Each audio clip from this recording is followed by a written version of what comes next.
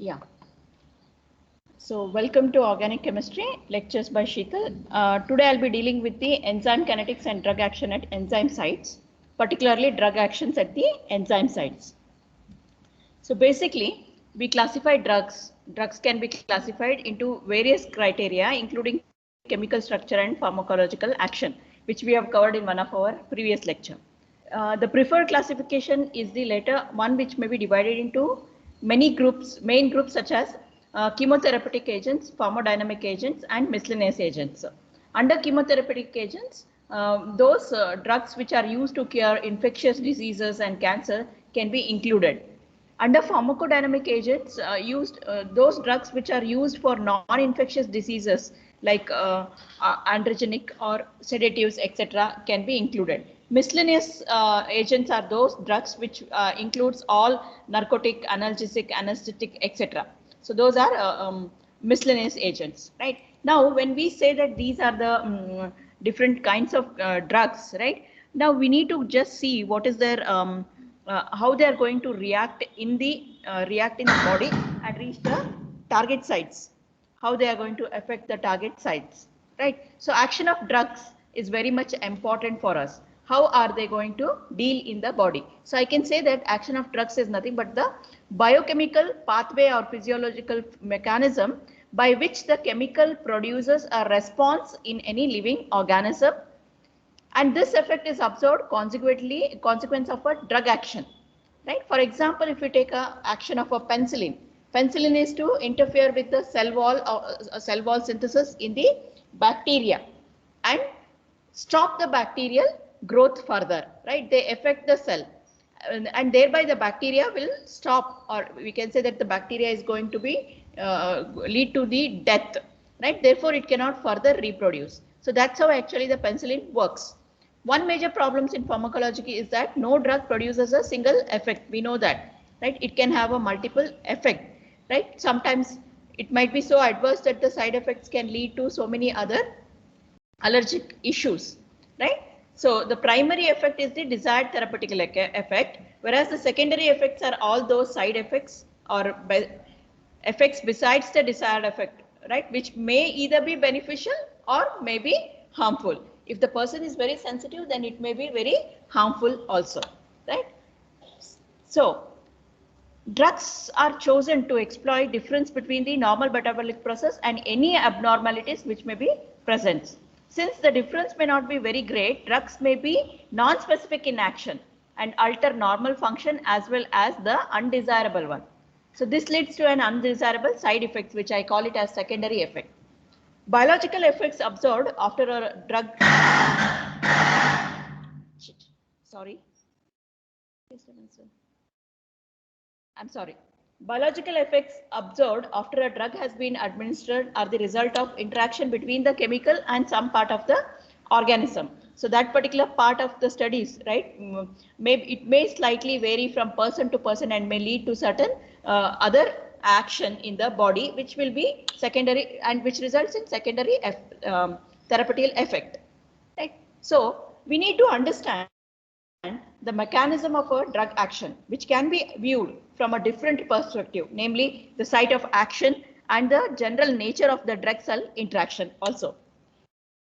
So generally what we expect for any microorganism that is to be treated is that it's done by either two processes, that is killing the foreign organisms, where chemotherapeutic agents like act by killing or weakening the foreign organisms such as bacteria, worms, etc., viruses, etc.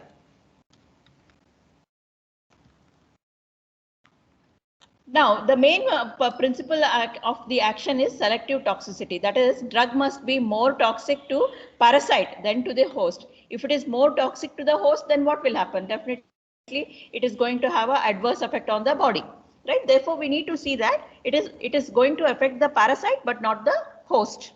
Right. On an average, whenever we do a clinical study, then we see that it is done on certain set of mass of the people, right, population, and when there is no effect on the certain set of population that has been that we have carried out, then we can say that the drug is safer, right? Even after doing that, depending upon the physiological nature of the person, there might be slight effect of the drug, right? Which is the result of secondary therapeutical effect. Second, stimulant or depressions. So we have many stimulants as well as depressors, which will act by depressing normal physiological function, or they stimulate the normal physiological functions, right? Stimulation increases the rate of activity, while depressions reduces the rate of activity of any organisms or even the hormones, etc. Right? So we know that the drug has been classified into different names also, right? Depending upon the chemical name, trade name, and the generic name. Chemical name is the name that is associated with accordingly to the rules of nomenclature of IUPAC. A brand name or a trade name is always capitalized and is selected by the manufacturer, right? So different manufacturer has different brand or trade name, right? For a same drug, right? For the same main ingredient in the, or main compound in the, main active ingredient AI in the drug, right? Which may slightly vary depending upon the brand, right? So the next comes is the generic or the common name, which refers to a common established name irrespective of its manufacturer, right? So generic drugs, right? Generic, we in India we have many generic drugs, right? Whereas generic rates are much more at a very affordable rate, so that it can reach to the mass, right? To the people, even to the common people, right? So generic drugs are well practiced in India, but in certain countries, generic drugs are not preferred, right? Now, several differences may be crystal of size or form, isomer, crystal hydration or purity, etc. Right? Or even vehicles or binders. Vehicles means some supportive things which will make the drug molecule to enter into body, remain the solubility issue is solved with the vehicles, or the hindered, because sometimes they are very much soluble, then they do not even reach the target sites. So such supporting molecules as residues which are attached to the target molecule, we call them as vehicles. Or binders, right? Coatings, dissolution rate and storage stability, etc. May vary from brand to brand. Now, let's see something with the 1 minute. Just give me 1 minute, please.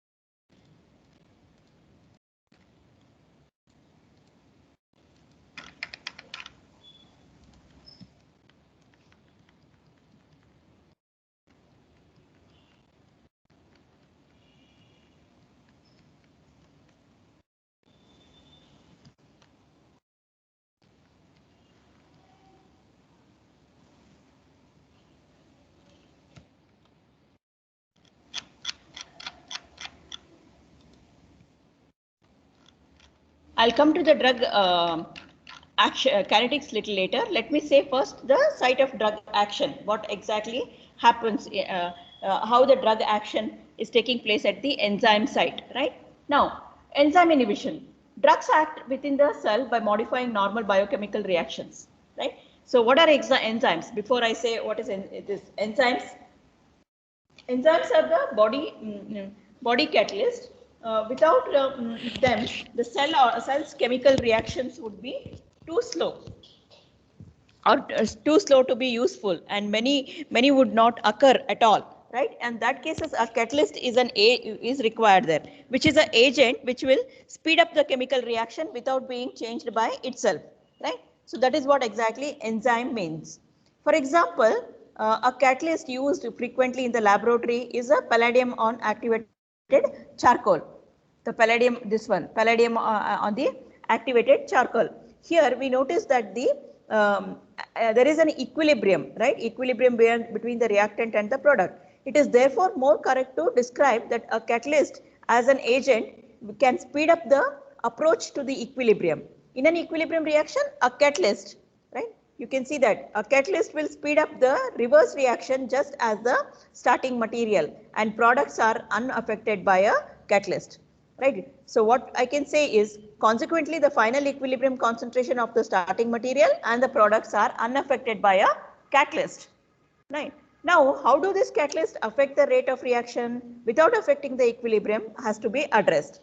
To answer this, we say that existence of a high energy intermediate or a transition state which must be formed before the starting material can be converted to the product, right? That's an intermediate step, right? Intermediate step or a transition step, which we have seen frequently in your SN1 and SN2 reactions, right? In any other reactions also. For example, in SN1 and SN2, frequently we have come across them, right? So we are seeing in them.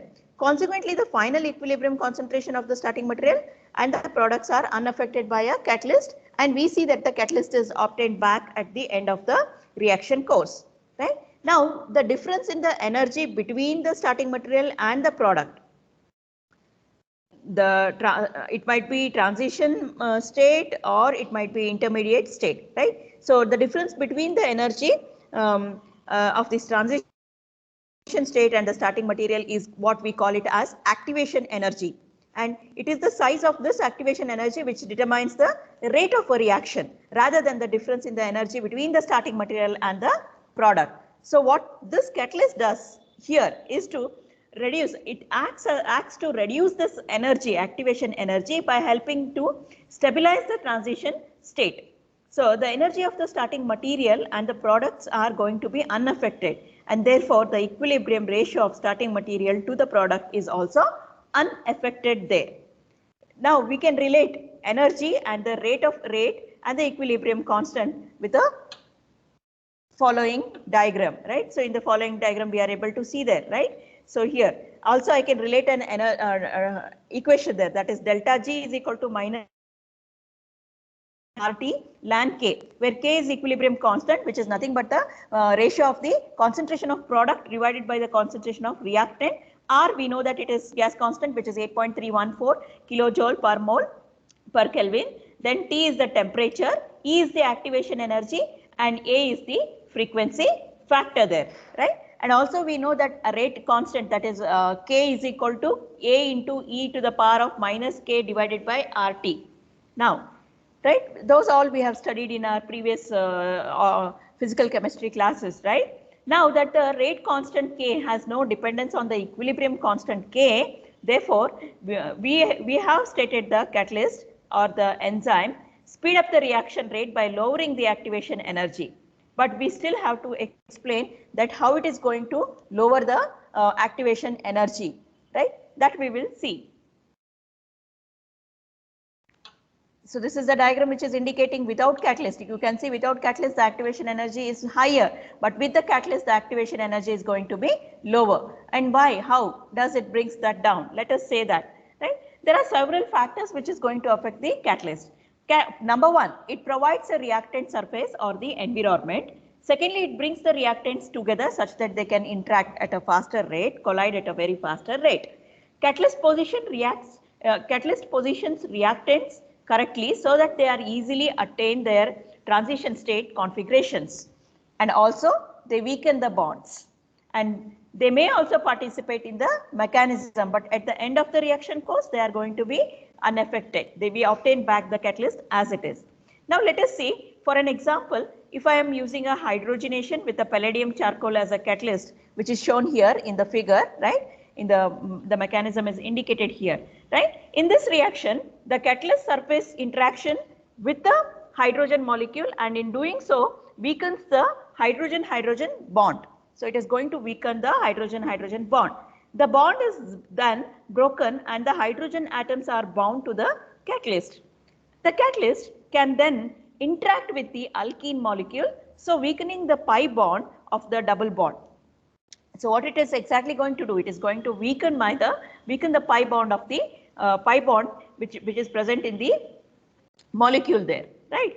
Then the hydrogen atom and the alkene molecule are positioned on the catalyst conveniently, so close to one another that they allow easy transfer of the hydrogen from the catalyst to the alkene, right? So there is easy transfer of hydrogens from the catalyst to the alkene. The alkane product then departs, leaving the catalyst as it was before the reaction, right? So I'm going to attend back my catalyst as it is before the reaction.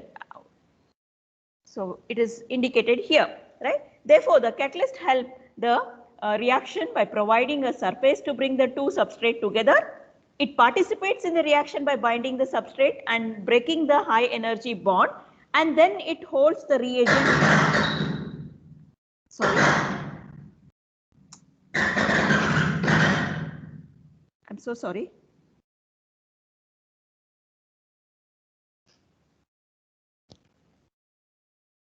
I'm sorry. The catalyst helps the reaction by providing a surface to bring the two substrates together, right? And also it participates in the reaction by binding the substrate and the breaking the high energy bonds, and then it holds the reagent close together to increase the chance of the reacting of them to react with each other, right? So enzymes may have complicated structures such as a palladium surface, but the catalyst reaction is the same way. It is going to react in the similar way, right? They act as a surface or focus for the reaction, bring the substrate and the the substrates together, right? Holding them in the best possible positions or configurations, and then the reaction takes place, aided by the enzyme or the catalyst to give a product which are released. So please note that this is all is a reversible process. Enzymes can catalyze both forward and backward reactions. The final equilibrium mixture will, however, be the same regardless of whether we supply the enzymes with substrates or the products. Substrates, you can see that substrate is going to bind to the enzyme there with a specific area of the enzyme. We call now this as the active site. This active site is usually quite a smaller part of the overall protein structure, but in considering the mechanism of action, we can make a useful simplification by concentrating on what happens at this particular active site position, right? So in the given figure, it is very clearly shown that the active site is there. The substrate is going to take such a configuration that it can easily come and fit to the enzyme position, right? It's just like a lock and key model here. So it is going to, if my enzyme is behaving like a lock, then my substrate is going to behave like a key and come and place itself into the enzyme, right? Some reaction happens there, which I said with the hydrogen, palladium, carbon there, right? That substrate is brought together and transfer of hydrogen is taking place, or whatever the reaction course it is taking place, and at the end the product has to be released out, right? So again the key is going to be released out. Now what key I'm going to get is my product. I'm calling this as the product. So that's how exactly it works on, right? This we call it as lock and key mechanism also. Now let us look at the active site of an enzyme, right? Active site of an enzyme. So here we have shown you the two figures, right? I have shown you the two figures there, right? One is active site, which is in the coiled protein. Very difficult to identify the active sites, but that equal to, I have another figure is shown, which is indicating that it is the active site. Enzyme and the active site is been indicated there, right? The active site of an enzyme is in a 3D shape is indicated in the first figure. It has been on or near the surface of the enzyme if the substrates are to reach it. However, the site could be a groove, hollow, or a gully allowing the substrate to sink into the enzyme, just in the lock and key mechanism, right? Because the overall folding of the enzyme, the amino acid residues which are closer together in the active site may be extremely far apart in the primary structure. For example, the important amino acid at the active site of lactate dehydrogenase, here indicating in the second figure, the lactate dehydrogenase are shown here in the figure. The number refers to the position in the primary structure of the enzyme, right? The amino acid present in this active site play an important role in enzyme function and then can be demonstrated by comparing the primary structure of the same enzyme from the different organism. In such a study, we would find that the primary structure would differ from the species to a species as a result of mutation lasting over millions of years. Now, the variability would be proportion to how far apart the organisms are on the evolutionary ladder, and this is one method of determining such a relationship, right? However, that doesn't occur, that doesn't concerns us more here, right? What does is the fact that there are certain amino acids. There are certain amino acids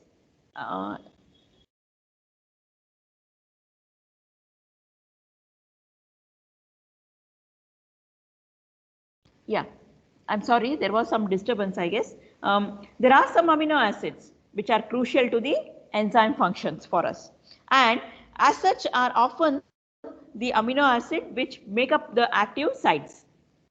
If one of the amino acids should be lost through the mutation, then enzyme would become useless or inactive, and an animal bearing this mutation would have a poor chance of survival or may undergo a lot of tremendous effect within the body. Thus, mutation would not be preserved, right? Mutations would not be preserved there, right? The only exception of this would be that if the mutation either formed or introduces an amino acid which could perform the same task as the original amino acid or as the improved substrate binding, right? So this consistency of active site amino acid can often help the scientist in determining which amino acids are present in the active sites and which one is not present there, which is already lost there, etc. Right? So amino acid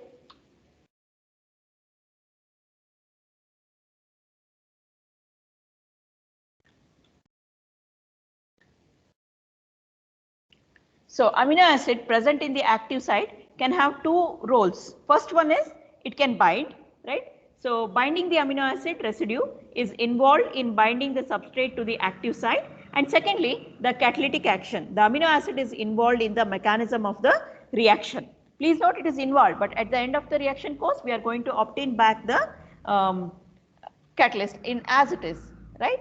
Now, substrate binding at an active site, how it is going to bind active site of an enzyme. Let's see that. The binding force. The force which binds the substrate to the active site of an enzymes are the same that control the tertiary structure of an enzyme, that is ionic, hydrogen and van der Waals bonds.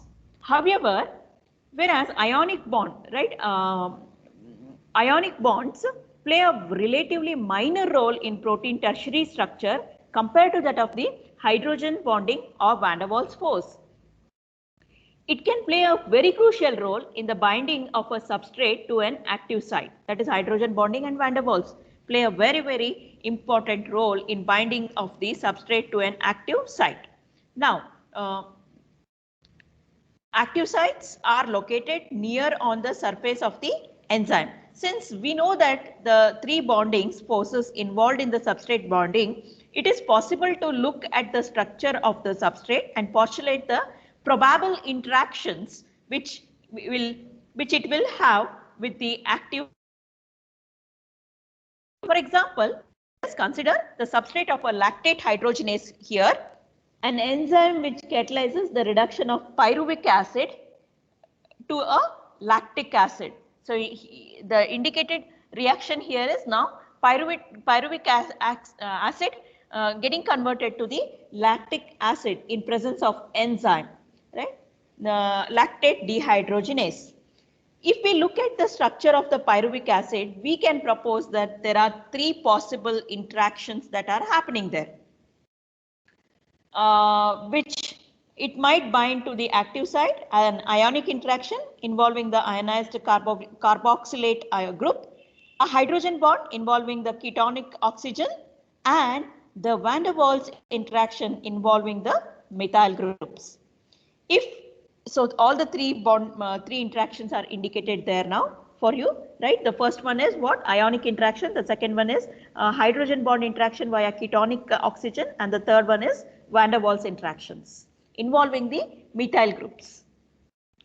If these postulates are correct, then it means that there must be a suitable amino acid at the active site to take part in these bonds. A lysine residue, a serine residue, and a phenylalanine residue would fit the bill respectively. So indicated here, right? So we have shown you indications. You can see that there are two circles. One is empty circle where hydrogen bond is indicated. The dark circle where van der Waals force is indicated, and the square, empty square which is indicating the ionic interactions there.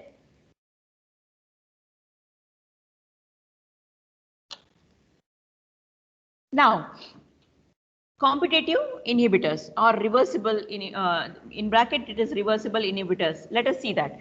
The binding interaction between the substrate and the enzymes are clearly important for us. If there were no interaction holding the substrate to the active site, then the substrate would drift in or drift out again before there is a chance to react. Therefore, the more the binding interaction there is, the better the substrate will be bound and the better the chances of the reaction to happen. But there is a catch. What is that? What would happen if a substrate bound so strongly to the active site that it is not released again, right? It is not easily released again. Now, to answer this, enzyme would become clogged up and would be unable to accept any more substrate. Therefore, the bonding interaction between the substrate and the enzyme, the bonding interaction between the substrate and the enzyme have to be properly balanced such that they are strong enough to keep the substrates at the active site to allow the reaction to happen, but weak enough to allow the products to depart away. It should hold, initially it should hold, but once there has been some chemical changes that has happened in the active site between the substrate and the enzyme, then at the same time, the enzyme should also have the capability to release the formed product there, formed change chemical reaction there, right? So it should be easily reversible, it release also, right? This bonding balance act can be turned to a greater advantage by the medicinal chemist wishing to inhibit a particular enzyme or to switch off altogether. A molecule can be designed which is similar to the natural substrate and can fit into the active site, but which binds more strongly.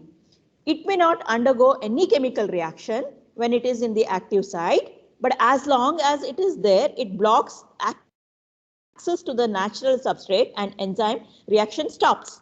This is known as competitive inhibition. Since the drug is in competing with the natural substrate for the active site, we call it as competitive competing mode, or also called as competitive inhibition. The longer the inhibitory is present in the active site, the greater is the inhibition. Therefore, if medicinal chemist has a good idea which binding groups are present in the active site and where they are, a range of molecules can be designed with different inhibitory strength.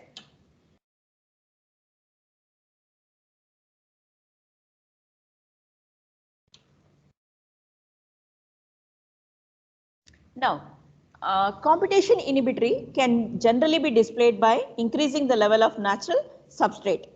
This feature has been useful in treatment of accidental poisoning by the antifreeze. The main constituent of antifreeze is ethylene glycol, which is oxidized in a series of enzymatic reaction to oxalic acid. So it is indicated in the, I think, previous reaction it was indicated. Okay. Now, we have ethylene glycol, under ADHA, it will and with a series of enzyme, it will result into formation of a oxalic acid. Now, what we expect here is that it is the oxalic acid which is responsible for the toxicity, and if its synthesis is itself blocked there, if we block there, right, then we expect that the level of toxicity will drastically reduce. So what we do? The first step is the enzymatic process where oxidation of ethylene glycol by alcohol dehydrogenase takes place there.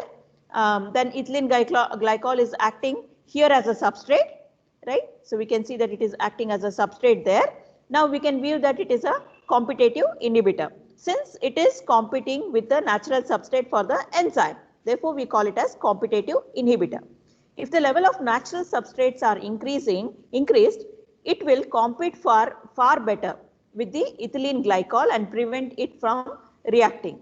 Now, toxic oxalic acid would no longer be formed and the unreacted ethylene glycol would eventually be excreted from the body. So that's how a competitive inhibitor acts in, right? The cure, that's why there are many examples now which are useful, where useful drugs which acts as a competitive inhibitors. For example, we also have sulfanoamide inhibit bacteria enzymes, while anti-alcohol insertase inhibit the mammalian enzyme acetylcholine ester. So many diuretics are used to control the blood pressure as the competitive inhibitors. So few of these all are the examples of the competitive inhibitors. Now let's see the non-competitive inhibitors. Now to stop an enzyme altogether, the chemist can design a drug which binds irreversibly to the active site and blocks it permanently. This would be a non-competitive form of inhibition since increased level of natural substrate would not be able to budge the unwanted squatters there. The most effective irreversible inhibitions are those which can react with the amino acid at the active site to form a covalent bond. So amino acids such as a a serine or a cysteine which bears a nucleophilic residue like OH or SH, cysteine bears SH, serine bears OH, right, are common inhibitions of the enzymes, enzyme active sites, since they are frequently involved in the mechanism of the enzyme reactions. By designing the electrophilic drug which would fit into the active site, it is possible to alkylate these particular groups and hence permanently clog up the active sites. So it is indicated here, the OH and the Cl as the drug here, so active site. So if I put something there, there is a covalent between the drug and the oxygen here, that becomes a covalent bond is formed. So it is irreversible in nature and therefore it inhibits that particular active sites now. Therefore, this is non-competitive. How it is acting is through the non-competition way. Therefore, we call it as non-competitive inhibitors.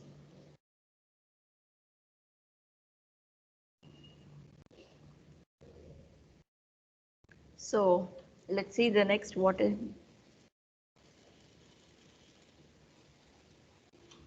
Yeah, non-competitive, reversible in the bracket allosteric inhibitors. So let us see what it is exactly. So far we have discussed inhibition which binds to the active site and prevents the natural substrate from binding. We would therefore expect that these inhibitions to have some sort of structural similarity to that of the natural substrates. We would also expect reversible inhibition to be displaced by increasing the level of natural substrate. However, there are many enzyme inhibitions which appear to have no structural similarity to the natural substrate. Furthermore, increasing the amount of natural substrate has no effect on the inhibition. Such inhibitions are therefore non-competitive inhibitors. But unlike the non-competitive inhibitor mentioned above, the inhibitions are irreversible. They are irreversible, right? But adding a non-competitive or a allosteric inhibitors will bind to a different region of the enzyme, but not to the active site, but a different region of the enzyme, and are therefore not competing with the substrate for the active site. That's why they are non-competitive or allosteric inhibitors. However, since binding is taking place, a molding process takes place there, which causes the enzyme to change the shape. So we are able to see that it is going to change the shape there, right? It is changing its shape in the given figure, which is clearly indicating there. If that change in the shape hides the active site, then the substrate has no longer to react, right? Adding more substrate will not reverse the situation. That's why it is irreversible. That is, inhibition is irreversible. Since the inhibitor uses non-covalent bond to bind to a allosteric binding site, it eventually departs in its own good time. So there is nothing extra to be done there, because it is not a covalent bond. If it was a covalent bond, then somewhere energy was required for that to break down, but it is not a covalent bond. So the moment it has formed, it knows how to get rid of itself also, right? Now, allosteric binding sites are important to in the control of enzymes active site, right? So for example, a biosynthetic pathway to particular product involves a series of enzymes working efficiently to convert raw material into the final product. Eventually, the cell will have enough enough of the required material and will want to stop the production. At that time, what will happen? What we say is there are some sort of control which says enough is enough, right? And then the most common control mechanism is known as feedback control, where the final product controls its own synthesis. It can do this by inhibiting the first enzyme in the biochemical pathway. Therefore, when there is a low level of final product in the cell, the first enzyme in the pathway is not inhibited and works normally. As the levels of the final product increases, more and more of the enzyme is going to be blocked and the rate of synthesis drop off in a graded fashion. So feedback control is indicated in the flow chart here. We have indicated it in the flow chart here, right? So now we might wonder why the final product inhibits the enzymes at an allosteric site and what not the active site, and why not the active site itself, right? To answer this, we have two explanations. The first one of all is that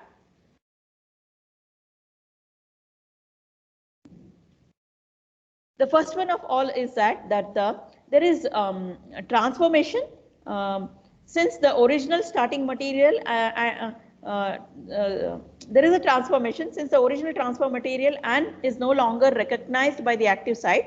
Therefore, it must be bind elsewhere to the enzyme. It should be bind to the elsewhere site, any other site apart from the active site of the enzyme.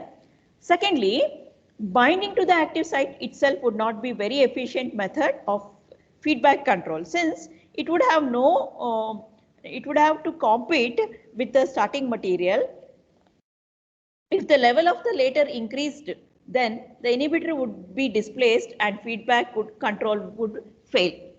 So these two explanations, the first explanation which says that it has to undergo certain transformation in such a manner that it will go and bind to some other site of the enzyme apart from the active site. And secondly, what we say is that the binding to the active site itself would not be very efficient method of the feedback control, since it would have to compete with the starting material, and it is not competing with the starting material by any means, right? So if the level of the later increased, that is, if I increase the level of the enzyme,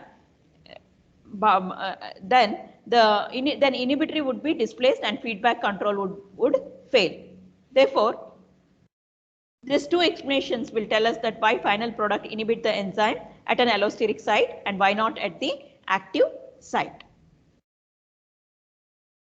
An enzyme under feedback control offers the medicinal chemist an extra option in designing an inhibitor. So based on that, we design the molecule, right? The chemist can not only design the drug, which is based on the structure of the substrate, but also how it is going to bind directly to the active site but also by the, just not with this two, but also with the design drug based on the structure of the final overall product and which bind to the allosteric binding sites. So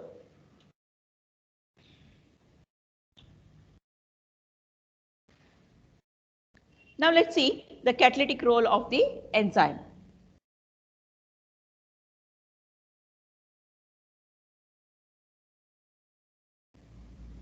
Let's see the catalytic role of the enzymes. So in general, enzyme catalysis reacts by providing the following interactions. First interaction is binding interaction, second one is acid-base catalysis, and the third one is nucleophilic group. The first one, binding interactions. Now,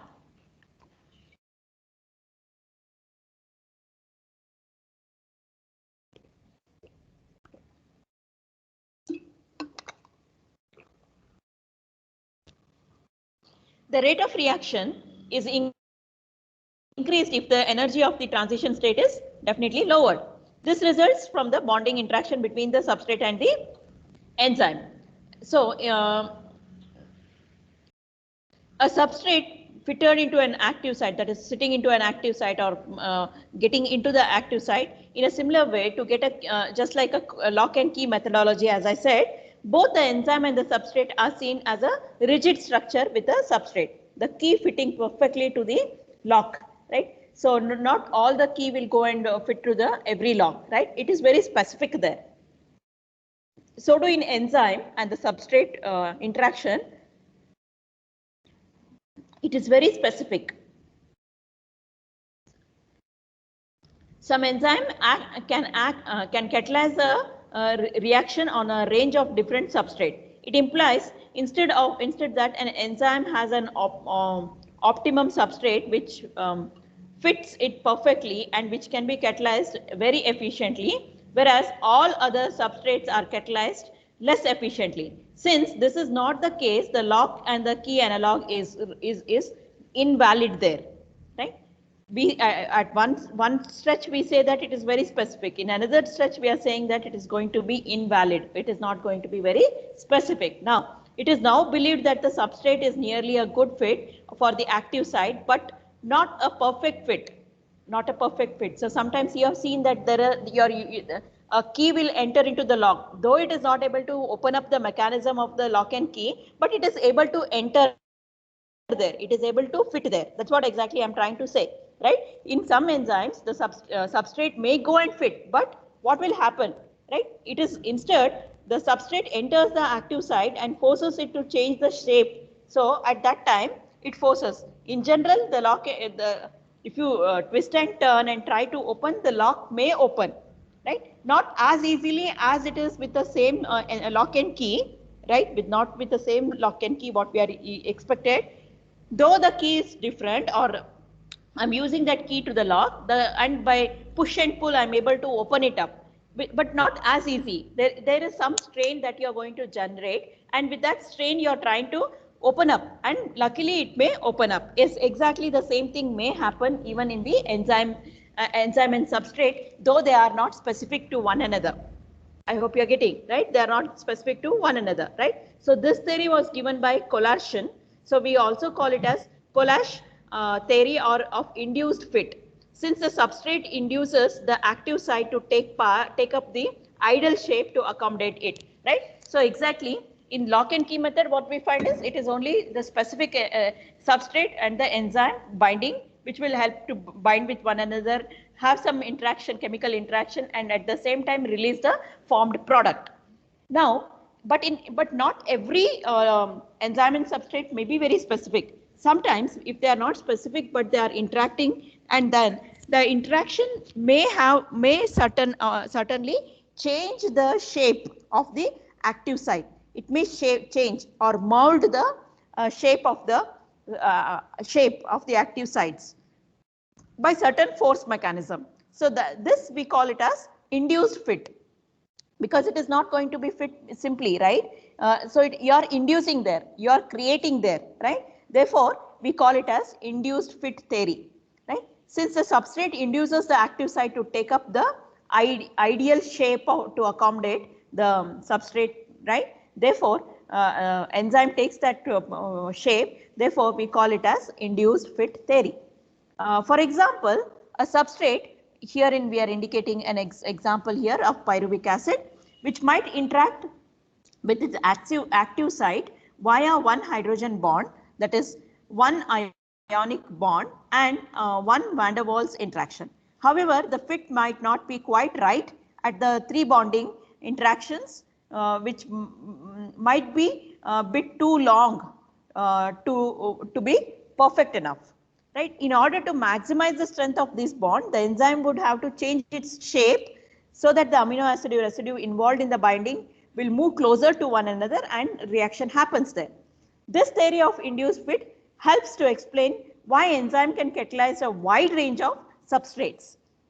Each substrate induces the active site to a new shape, to a shape which is ideal, and as long as molding process does not distort the active site too much, such that the reaction mechanism proves impossible, then the reaction can proceed.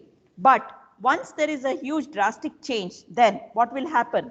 Then an enzyme changes shapes to maximum bonding interaction, and the same thing is going to happen to the substrate. That is, it too will also have to alter its shape.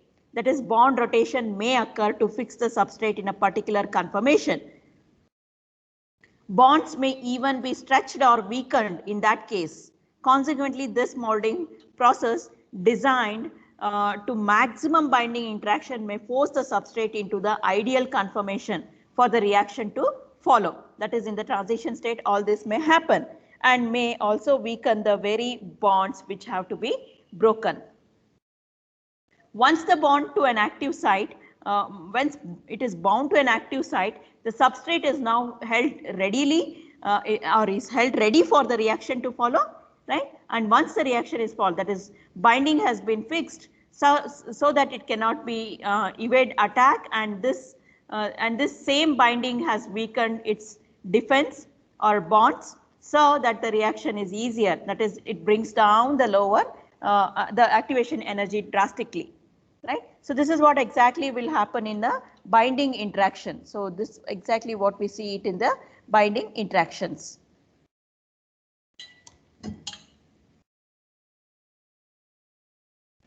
Let us see acid-base catalysis. Usually acid-base catalysis is provided by the amino acid, and that is histidine.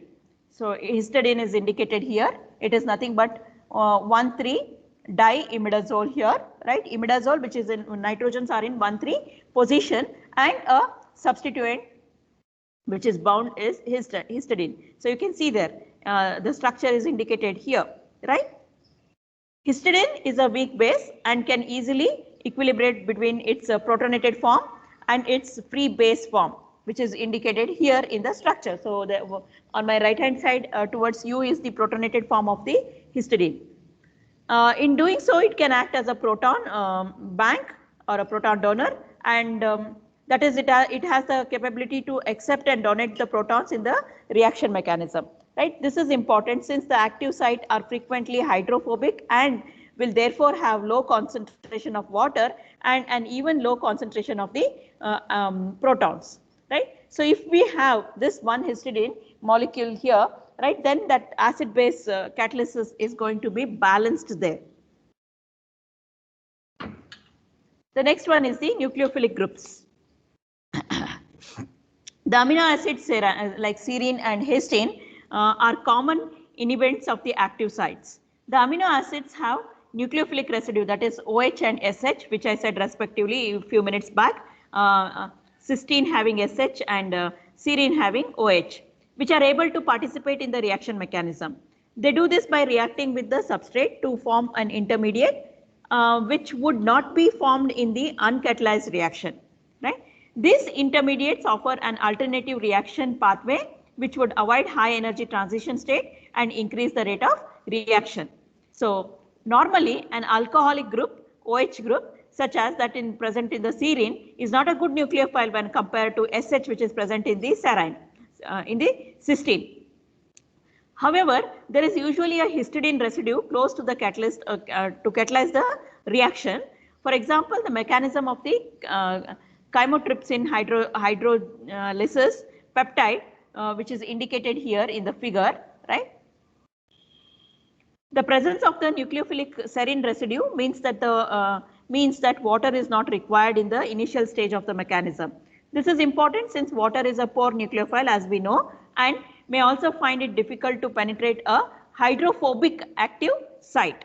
Secondly, a water molecule would have to drift into the active site and search out for the carboxylic group before it could attack it.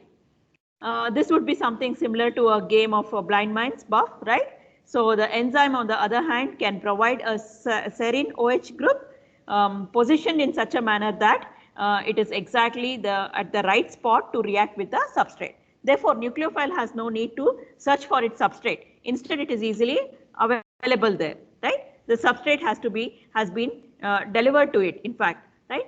So water is required eventually to hydrolyze the acyl group attached to the serine residue.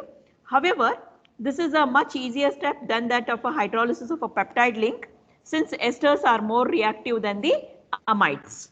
Furthermore, the hydrolysis of the peptide link means that one half of the peptide can drift away from the active site and leave room for the water molecule to enter into it. So what exactly medicinal chemists do here is they try to understand the mechanism which can help in designing of more powerful inhibitors, right? First of all, if the mechanism is known, it is possible to design the antagonist which binds so strongly to the active site by non-covalent force that they are effectively irreversible inhibitors, right?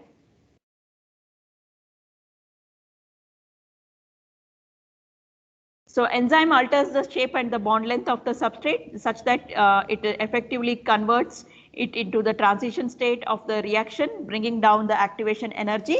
Therefore, if the enzymes was given a compound which was already the same size and shape as the transition state, then the compound would be an ideal binding fit or binding group for the active site and should bind very efficiently, right? So the moment it is binding very efficiently, then it requires very less energy for all the conversions to happen. And once it has happened, then immediately it is ready to leave the product. It is ready to cleave away the product, right? The enzyme would strongly be inhibited in that case. Such compounds are known as transition state analogues. We call them as transition state analogues.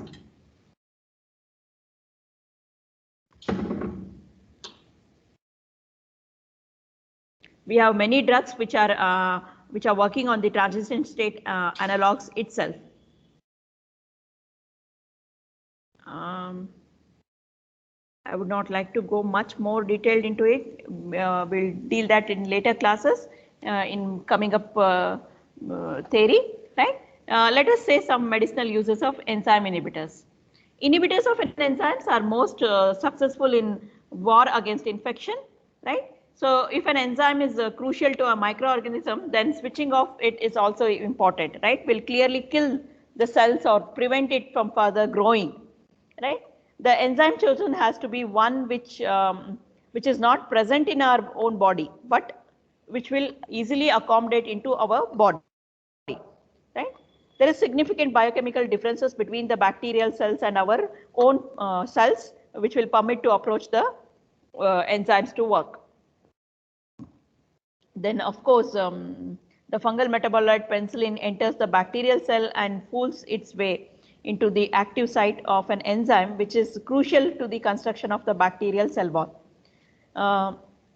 It then reacts through the normal mechanism, and in doing so, it forms a stable covalent bond to the enzyme, and the enzyme can no longer accept the normal substrate, right? Construction of the cell wall ceases and the cell dies. So this is how penicillin exactly works, right? So there are many antibacterial agents such as sulfonides, sulfonamides, cephalosporins, etc., which inhibit the which act by inhibiting the enzymes. And also there are many anti-cholesterases which inhibit the enzymes which are responsible for the hydrolysis of the neurotransmitters acetylcholine.